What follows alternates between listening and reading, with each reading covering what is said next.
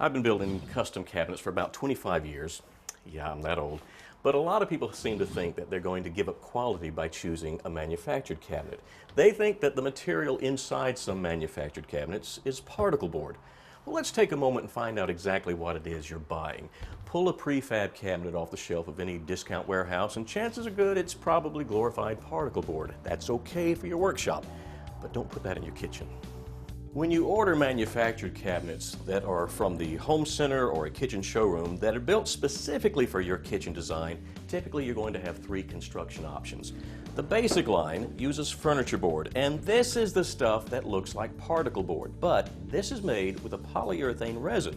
That holds the particles together, giving you a strong, waterproof board that in some ways is superior to plywood. Now, as good as this is, I personally don't like the look on a visible end panel. So for that, step up to the mid-grade, which is the same furniture board and a wood veneer. Same quality, but that true wood look and feel. Top of the line is going to be your solid plywood.